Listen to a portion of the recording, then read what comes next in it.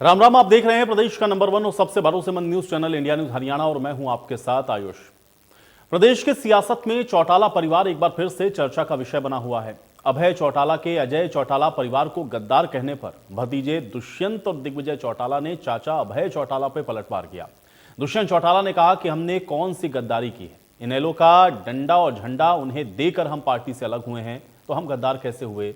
वहीं दिग्विजय चौटाला ने कहा कि गद्दारी किसने की है ये सबको पता है। मैं एक चीज बोल देता हूँ, मुझे उनकी टिप्पणी करने की जरूरत नहीं। उनकी भाषा, उनकी सोच, उनकी शैली मेरे से अच्छी आप जानते हो। मुझे तो गद्दारी बोला है, कौन सी गद्दारी कर दी? क्या इनेलो का झंडा डंडा लेके पार्टी तोड़ के हम बाहर गए? हमने तो झंडा भी छोड़ा, डंडा भी छोड़ा। अब वो डंडा चलाने का काम करते, हम तो डंडा नहीं चला सकते। 4.5 साल के शासन में किसी एक आदमी को बताओ जो कहता हो कि हमने डंडा चलाया। वो उनकी सोच, उनकी भाषा है, उसको कोई नहीं बदल सकता। और उनकी सोच, उनकी भाषा ने और उनके चेले चमटों ने सत्यानाश इनेलो का किया था, ना कि हमने किया। मेरा चाचा नॉन सीरियस पॉलिटिशियन है। जिस पार्टी का जनाधार इस बात पे टिक जाता है कि हम चुनाव छोड़ देंगे, उस पार्टी को ये पता है कि उसके 5000 वोट पर लेनी है। इनेलो का सत्यानाश इस धमकी ने तो किया, और ये धमकी चलती रहे, हमारे उतना ही फायदा है। उन्होंने बहुत अच्छा बयान दिया था। उनकी सकारात्मक सोच, उनकी राजनीतिक सकारात्मकता, उनकी जो पहचान रही है पिछले 30-40 सालों की, उसी को दर्शाते हुए उन्होंने एक और अच्छा बयान दिया। और जिनकी गलत पहचान रही है, नकारात्मक रही है, जहरीली रही है, उन्होंने जहरीला बयान दे दिया उसमें। तो ये बता रहा है कौन पाक पवित्र है, कौन जो है ना साफ मन का है, किसके मन में साफ नियत है और किसके मन में जहर है, किसने पार्टी से उन्हें निकलवाया, बाहर फेंका और गद्दारी। और चलिए अब आपको अभय चौटाला का वो बयान भी सुनवा देते हैं जिसको लेकर के चौटाला परिवार एक बार फिर से आमने सामने आ गया। पहले तो वो ये बताए वो छोड़ करके क्यों गए थे, क्या स्वार्थ था उनका, क्यों उन्होंने हमारा और बसपा का आपस में गठजोड़ था और इस तरह के हालात प्रदेश में थे। हर इंडियन नेशनल लोकदल पार्टी के कार्यकर्ता के मन में ये बात थी कि अब की बार हम सत्ता में आएंगे, राज बनाएंगे। इन्होंने अनुशासनहीनता क्यों करी और क्यों उस हमारी चौधरी देवलाल के सम्मान दिवस के ऊपर सारा ड्रामा रचा। फिर ये पार्टी छोड़ करके भागी, किसके इशारे पे भागे, कैसे भगदड़ मची हुई है भाजपा के नेताओं की, कैसे सब लोग छोड़ छोड़ करके जा रहे हैं। अब तो इनके विधायकों ने भी रिजाइन करना शुरू कर दिया, वो भी जाने लगे। और चौटाला साहब ने बड़े साफ शब्दों में कई दफा ये बात कही कि हमारा इनसे कोई वास्ता नहीं, ये गद्दार है। इन्होंने हमारी पार्टी की पीठ में छुरा घोंपा है। चौटाला साहब के साथ इन्होंने दगा किया, धोखा किया। तो अभय चौटाला ने अजय चौटाला के उस बयान पर उन्हें गद्दार कहा था जिसमें अजय चौटाला ने यह कहा था कि ओम प्रकाश चौटाला अगर एक बार कहेंगे तो वो वापस चले जाएंगे। अब ये तो चौटाला साहब पे निर्भर करता है कि बड़ों का काम है कि वो पहल करें। अनेक लोग इस बात के लिए प्रयासरत हैं, पर मैंने कहा ना कि ये पहल तो बड़े हैं चौटाला साहब, उनको करनी है। नहीं, चौटाला साहब पहल करेंगे तो एक होने के लिए आप सहमत हैं? तो कल बुलाएंगे तो हम तो कल चले जाएंगे। हुई उस दिन भी यही कहा था कि एक दिन ऐसा आएगा जब चौटाला साहब खुद रीथिंक करेंगे, और वो रीथिंक करते हैं तो हमें कोई दिक्कत नहीं। तो सभी के बयान आपने सुन लिए हैं और अब इंडिया न्यूज हरियाणा के कुछ अहम सवाल हैं, उसके बाद चर्चा में बढ़ेंगे। सवाल आज पहला यह है कि इनेलो पार्टी में आखिर गद्दारी किसने की है, यह अहम बात है, क्योंकि इसी को लेकर के आप देख रहे हैं कि एक दूसरे के ऊपर वार पलटवार जारी है। तो गद्दारी आखिर इनेलो में किसने की है, यह अहम बात है। दूसरा यह है कि क्या एक हो पाएगा चौटाला परिवार, यह भी अहम बात है, क्योंकि बयानबाजियों के बीच में आखिर देखना यह है कि इसका जो निष्कर्ष है वो क्या निकलता है। ये दोनों ही चीज़ें बड़ी महत्वपूर्ण हैं। हालांकि बयानबाजियों के बीच में आरोप प्रत्यारोप भी खूब हो रहे हैं, एक दूसरे के ऊपर आरोप प्रत्यारोप आप देख रहे हैं कि किस तरीके से लगातार जारी हैं, लेकिन गद्दारी आखिर किसने की है, ये एक अहम बात है। और चौटाला परिवार क्या एक होगा, ये दोनों बड़े महत्वपूर्ण सवाल हैं। और आज इन दोनों महत्वपूर्ण सवालों के साथ आज जनता जाने हैं की शुरुआत करते हैं। सभी मेहमान हमारे साथ जुड़े हैं, पहले उनका परिचय करवाते हैं, उसके बाद चर्चा में आगे बढ़ते हैं। डॉक्टर पंकज बेनीवाल जी हमारे साथ जुड़ रहे हैं, भारतीय जनता पार्टी के प्रवक्ता हैं। पंकज बेनीवाल जी आपका स्वागत। बजरंग दास गर्ग जी हमारे साथ जुड़े हुए हैं, कांग्रेस पार्टी के प्रवक्ता हैं। बजरंग दास गर्ग जी आपका स्वागत। अजय गुलिया जी हमारे साथ जुड़े हुए हैं, जननायक जनता पार्टी के प्रवक्ता हैं। अजय गुलिया जी आपका स्वागत। और रजवंत ढहीनवाल जी हमारे साथ मौजूद हैं, इंडियन नेशनल लोकदल के प्रवक्ता हैं। रजवंत ढहीनवाल जी आपका भी स्वागत है। अजय जी, आज चर्चा की शुरुआत में आपसे ही करूंगा। ये जो बयानबाजियां अभी चल रही हैं, जब अजय चौटाला जी ने ये कहा, जब उनसे सवाल पूछा गया कि अगर आपको उधर से कहा जाता है या उधर से इशारा हो जाए, ओम प्रकाश चौटाला जी अगर कहें तो मैं चला जाऊंगा, और उसके बाद से ये जो बयानबाजी तेज हुई जिसमें अभय चौटाला इस तरह की बातों को कह रहे थे कि आप बताएं आपने पार्टी क्यों छोड़ी, किसके कहने पर छोड़ी, किसके इशारे पर छोड़ी, इसके मायने दरअसल क्या हैं, और ये जो वार पलटवार, ये जो बयानबाजी हो रही है, इसको किस तरह से देखा जाए? आपका पहला रिएक्शन मैं चाह रहा हूं गुलिया जी। देखिए, मैं एक चीज कहना चाहता हूँ कि सबसे पहले तो एक चीज समझने की आवश्यकता है कि जब हम स्कूल में होते तो ये आता था कि परिभाषा, किसी चीज की परिभाषा क्या होती है। आयुष जी, आवाज बहुत कम आ रही है जी। गर्ग साहब मैं सही करवाता हूँ, गुलिया जी बोलिए आप। तो सबसे पहले तो मैं बता दूं कि गद्दार की परिभाषा होती है कि वो किसी के साथ रह करके अगर कोई उसकी पीठ में छुरा घोंपे तो उसे गद्दार कहते हैं। ये ज्ञान इंडियन नेशनल लोकदल के प्रवक्ताओं को और नेताओं को, चाहे अभय सिंह को भी होना चाहिए। और हाँ, अगर वो बागी कहते हैं तो शायद मैं मानता कि हम बगावत करने वाले लोग हैं, किसी गलत के खिलाफ या किसी जाति के खिलाफ बगावत करने वाले लोग हैं, लेकिन इसमें तो वो बात भी ठीक नहीं है, क्योंकि पहले दुष्यंत जी को निष्कासित किया गया, दुष्यंत जी और दिग्विजय जी को पार्टी से निकाला गया, उसके बावजूद भी वो नहीं रुके और बिना किसी कारणवश के डॉक्टर अजय सिंह चौटाला जी को भी पार्टी से निष्कासित किया। अब उनको निष्कासित किया, ये हमारा लोकतांत्रिक अधिकार था कि हमने एक नए राजनीतिक दल का गठन किया। क्या कोई इस बात से इनकार कर सकता है कि डेमोक्रेटिक व्यवस्था में एक नए दल का गठन करना कोई गद्दारी है? नहीं, सबको राइट है इस बात का। हमने नए एक लोकतांत्रिक प्रणाली के तहत एक नए दल का गठन किया और उस दल को लोगों ने अपना प्यार और आशीर्वाद वोट के रूप में दिया। बिल्कुल स्पष्ट बात है।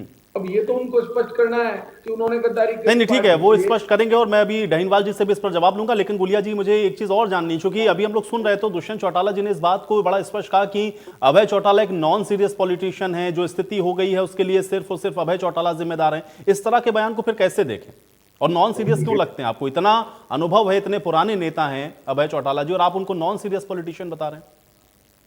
देखिए, एक चीज समझने की है कि जब वो जनता के मूड को नहीं समझ पाए, जब हरियाणा प्रदेश के लोग और इंडियन नेशनल लोकदल का प्रत्येक कार्यकर्ता दुष्यंत जी का 2000 से 14 और 19 के बीच का लोकसभा का कार्यकाल देख करके ये कह रहा था कि ये लड़का, हरियाणा प्रदेश के लोग इससे आस लगाए बैठे हैं, एक सांसद के रूप में उसने बेहतरीन काम किया, और लोग उसे चाहते थे कि वो नेता के रूप में उभरे और हरियाणा प्रदेश की बागडोर को संभाले। ये ना सिर्फ पार्टी के कार्यकर्ता तो हरियाणा प्रदेश के लोगों की भी यही सोच थी, और जब उनकी यही सोच थी तो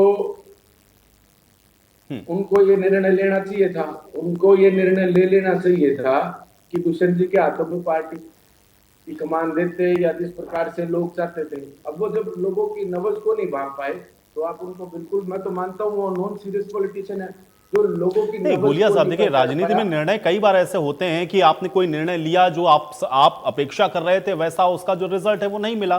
पक्ष हो सकता है आपके परिणाम आपके पक्ष में चले गए, लेकिन उसकी वजह से आप ये कह दें कि वो सीरियस नहीं है राजनीति को लेकर के, ये आकलन तो मुझे लगता सही नहीं है ना, क्योंकि राजनीति में तो हार जीत चलती रहती है। बहरहाल ढहीनवाल जी, एक तो ये कहा गया कि भाई झंडा डंडा आपको देकर के आ गए तो फिर गद्दारी कैसे हो गई। दूसरा ये जो आरोप लग रहा है कि अभय चौटाला जी नॉन सीरियस पॉलिटिशियन, इसको आप कैसे देखते हैं रजवंत ढहीनवाल जी? देखिए, किसी के कहने से सीरियस या नॉन सीरियस नहीं होता, वो तो जनता तय करती है कि कौन सीरियस है कौन नॉन सीरियस है। ये तो आज पता लग रहा है ना कि जिस प्रकार से इनका विरोध हो रहा है, आज ये अपने विरोध से परेशान है कि जनता ने इनका इतना विरोध क्यों किया। असल में कभी भी कोई भी व्यक्ति एक उम्मीद करता है, जब ये अलग हुए तो इनसे ये पूछा जाए कि आप अलग क्यों हुए। अगर ये कहते हैं कि हमें निकाला गया था, तो अगर निकालने वाले लोग, अगर इनको निकालना ही था तो इनको कोई सांसद क्यों बनाता। अगर चौधरी अभय सिंह चौटाला की नीयत इनको राजनीतिक रूप से खत्म करने की थी, तो 25 साल का एक युवा जिसको किसी कोई पहचान नहीं थी, उसको नई पहचान देने का काम किया, और उस समय पहचान देने का काम किया जब पूरे देश में नरेंद्र मोदी का बोलबाला था, और हिसार सीट से उनको जितवाने का काम किया। यही नहीं, जब इनकी माँ को और डबवाली से उनको विधायक बनाने का काम किया, जबकि सबको पता है कि चौधरी देवीलाल परिवार की पहली बहू थी वो, जबकि खुद चौधरी ओम प्रकाश चौटाला जी ने ये कहा था कि भाई हम अपने परिवार की बहू को राजनीति में नहीं लेके आएंगे, लेकिन चौधरी अभय सिंह चौटाला की जो नहीं, लेकिन डहीनवाल जी, क्या ये बात सही नहीं है कि दुष्यंत चौटाला और दिग्विजय चौटाला को निकाला गया था परिवार से, या ये आरोप गलत है? नहीं, एक चीज आप मुझे बताएं कि क्या कोई व्यक्ति पार्टी विरोधी गतिविधियों में शामिल होगा तो उनके खिलाफ कार्रवाई करने का क्या किसी को अधिकार नहीं है? जब जो व्यक्ति बार बार ये कह रहे हैं कि हमारे साथ गलत हो रहा है, गलत हो रहा है, मैं वही चीज आपको बताना चाह रहा था कि गलत अगर उनको हो रहा था तो सांसद उनको कौन बनाता? गलत अगर उनके साथ हो रहा था उनके ही परिवार की महिला को विधायक कौन बना रहा था? गलत अगर हो रहा था तो उन्हीं के छोटे बेटे को इनसो का राष्ट्रीय अध्यक्ष क्यों बनाते? चौधरी अभय सिंह चौटाला की सोच कभी भी ऐसी नहीं रही। हाँ, ये अपने आप को गलत साबित करने से नहीं बचा सकते। कारण क्या है कि हरियाणा की जनता को पता है कि गलत कौन था और सही कौन था। अगर ये सही होते तो आज इनका इतना विरोध क्यों होता? आज जब आप एक चीज बता के देखिए, जो व्यक्ति अपने परिवार के बारे में इस प्रकार की बातें कह रहा है, हरियाणा की जनता को उन्होंने देखा है। हरियाणा की जनता ने उम्मीद की थी कि चौधरी देवीलाल का परिवार है, हो सकता है कोई घर में कोई मिसकम्युनिकेशन हो गया उसकी वजह से, लेकिन अब तो हरियाणा की जनता भी देख चुकी है कि जब किसान आंदोलन हो रहा था, जब पूरे देश में ये आंदोलन, लेकिन डहीनवाल जी, इससे थोड़ा सा एक कदम आगे बढ़कर के मैं एक चीज एक सवाल पर आना चाहता हूं। ठीक है, देखिए, ये राजनीतिक तौर पर आरोप प्रत्यारोप डहीनवाल जी चलते रहेंगे। डहीनवाल जी, मेरा सवाल है, डहीनवाल जी, मुझे एक बात बताइए, ऐसे समय में जब आप लोग बार बार ये बात कहते हैं कि भाई भारतीय जनता पार्टी को हमको हराना है या उनको रोकना है, तो लोगों को एकजुट होने की जरूरत है, समूचा विपक्ष एक साथ आ जाए। अगर चौटाला परिवार एक होता है तो उसमें फायदा ही है ना, नुकसान क्या है? अगर एक और एक दो हो रहे हैं तो उससे आप लोगों को ही फायदा होने वाला है। क्या एक पुराने फ्लेवर में लौट नहीं सकती इंडियन नेशनल लोकदल? इस तरह की बयानबाजी आपको नहीं लगता कि राजनीतिक तौर पर आप लोग को और कमजोर कर रही है? बल्कि नहीं, हमें कमजोर नहीं कर रही। आज जो लोग कमजोर हो रहे हैं, आज उनके पास बचा क्या है? जिन लोगों के पास एक दिन में 12-12 लोग, बड़े पदाधिकारी अगर पार्टी छोड़ के जा रहे हैं, जिन लोगों का सामाजिक बहिष्कृत किया जाता है, जिनको राजनीतिक रूप से बहिष्कार कर दिया जाता है, आप क्या उम्मीद करते हैं कि उन लोगों के पास कोई मसाला बचा है? उनके पास कुछ नहीं था। मैं आपको एक चीज को बताना चाहूंगा, जब ये सत्ता में थे तो सत्ता में इनके पास, मैं अगर एक लिस्ट लेके चलूं, अगर दक्षिण हरियाणा से लेकर लिस्ट लेके चलूं, पूरे हरियाणा में एक कोई भी ऐसा व्यक्ति नहीं है जो ये कह देगा कि जननायक जनता पार्टी के पास कुछ बचा हुआ है। अगर नागर चौधरी से स्टार्ट करें तो वहां पर मूलाराम जी थे पूर्व विधायक, वो पार्टी को छोड़ के गए। इन मंजू चौधरी थी जो इनके विधायक चुनाव लड़ी थी, वो पार्टी छोड़ के गई। इनके पांच विधायक, 10 विधायक तो ऐसे थे जिनमें ये कहते थे कि हमारे 10 विधायक बने हैं, लेकिन क्या आपने कभी इन 10 विधायकों की इकट्ठी कोई बैठक देखी? आपने पूरे 4.5 साल के चुनाव में विधायक दल की बैठक में कितने विधायक नहीं हो पाए? और ये लोग कहते हैं कि हम मजबूत है, मजबूती इनके पास कुछ नहीं रही। इनकी अनिता यादव इनके पास थी, वो छोड़ नहीं, ठीक है, लेकिन अगर इस तरह से आकलन करेंगे तो भाई इंडियन नेशनल लोकदल के पास भी तो एक ही विधायक है ना, तो इसीलिए मैं कह रहा हूं साथ में आएंगे तो हो सकता है वो चीजें और बेहतर हो जाएं। बहरहाल अब आपके परिवार का, आपकी पार्टी का मसला है, आप इसको कैसे सुलझाते हैं इसको हम लोग देखेंगे। ठीक है, मैं पंकज बेनीवाल जी का रुख कर रहा हूं। ठीक है डहीनवाल जी, आपकी बात आ गई, इसका जवाब गुलिया जी देंगे, मैं गुलिया जी के पास जाऊंगा, लेकिन मैं बेनीवाल जी, अगर चौटाला परिवार एक होता है तो क्या आपको लगता है कि एक बड़ी चुनौती हो सकती है? और दूसरा, ये जो बयानबाजियां हो रही हैं उसको आप कैसे देखते हैं? नमस्कार आयुष जी, आपको, सभी साथियों को, सभी दर्शकों मेरा नमस्कार। देखिए आयुष जी, ये एक पारिवारिक मामला है और मोदी जी भी कहते हैं कि पार्टियां जो है, कई पार्टियां परिवार से चलती हैं और भारतीय जनता पार्टी संगठन की पार्टी है, इसलिए हमारा जोर बार बार संगठन के ऊपर होता है। तो जब संगठनात्मक तरीके का ढांचा किसी भी पार्टी के पास होता है तो इस तरह की अनर्गल बयान या इस तरह की चीजें नहीं हो पाती। आज अगर जेजेपी को देखें हम, तो आज लगभग खत्म होने की कगार पर है। उनके प्रदेश अध्यक्ष उनको छोड़ के जा चुके हैं, उनके सारे एमएलए उनको छोड़ के जा चुके हैं। इंडियन नेशनल लोकदल को हरियाणा ने पहले ही नकार दिया था, एक एमएलए पर लाकर छोड़ दिया था।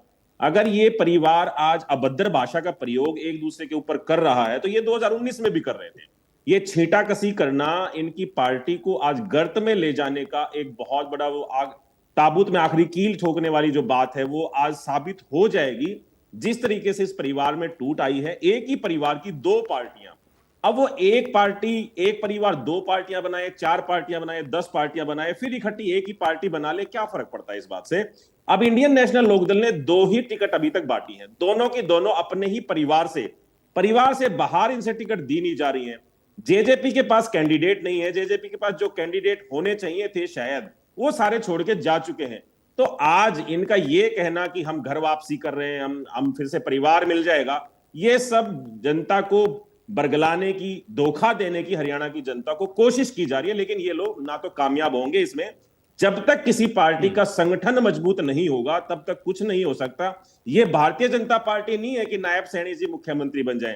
ये भारतीय जनता पार्टी नहीं है कि एक कार्यकर्ता ये सोच पाए कि मैं मुख्यमंत्री तक बन जाऊंगा, मैं प्रदेश अध्यक्ष बन जाऊंगा, मैं मुख्य प्रधानमंत्री बन जाऊंगा, मैं राष्ट्रीय अध्यक्ष बन जाऊंगा।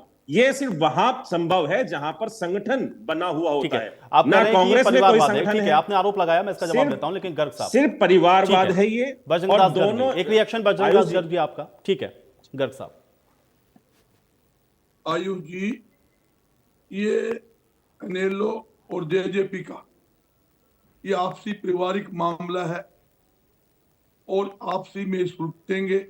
मगर एक बात जरूर कहूंगा, जैसे भी जो बयान आया अजय चौटाला जी का कि अगर बड़े चौटाला जी हमें याद करेंगे, हमें बुलाएंगे तो हम तैयार बैठे, हम उसी समय एक हो जाएंगे। उन्होंने कहा, ये बयान आया। एक बात सोचने की है, 4.5 साल तक इन्होंने सत्ता में रहकर मलाई खाने का काम किया।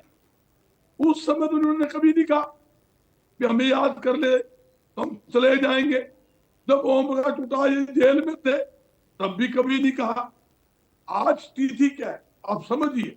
आज स्थिति ये है, जजपा का कुछ बचा नहीं। जजपा के सभी नेता, सभी कार्यकर्ता, जिसका प्रदेशाध्यक्ष पार्टी छोड़ के चला जाता है तो पार्टी में बचा क्या। जब पार्टी का कमांडर जो होता है, सरकार कभी कमांडर नहीं होती, पार्टी का कमांडर प्रदेशाध्यक्ष होता है। जो उसका कमांडर ही छोड़ के चला गया तो आप समझिए बचा क्या। 4.5 साल में आप परिवार तो छोड़िए, ओम प्रकाश चौटाला जी को भी छोड़िए या अभय सिंह जी को छोड़िए, इन्होंने अपने कार्यकर्ता, अपने नेताओं की नहीं सुनी। मैंने निशान सिंह जी का बयान सुना था, उन्होंने क्या कहा, बोला भाई मैं तो नाम का प्रधान था, आज तक मेरे से कोई बात ना पूछी गई, ना मेरे को बताई गई, ना मेरे कोई जानकारी में है।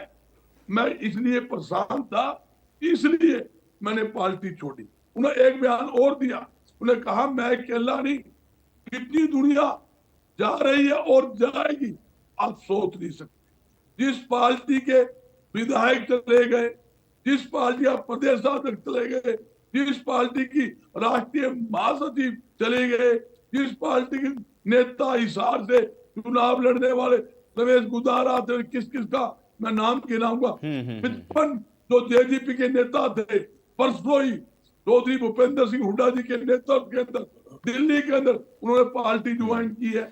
इससे पहले भी कम से कम 25 सीनियर नेता। आप ये कह रहे हैं कि लोग छोड़ रहे हैं इसलिए वहां कुछ बचा नहीं और इसलिए अब उनको याद आ रहा है कि भाई वो पुराना परिवार या हम अपने परिवार में लौट जाएं। ठीक है गुलिया जी, आपका प्रदेश अध्यक्ष छोड़ के जा रहा है, आपके विधायक ने छोड़ दिया, अब आपकी पार्टी में कुछ बचा नहीं इसलिए आपको याद आ रहा है कि चलिए ठीक है परिवार एक हो जाए। गुलिया साहब जवाब दीजिए।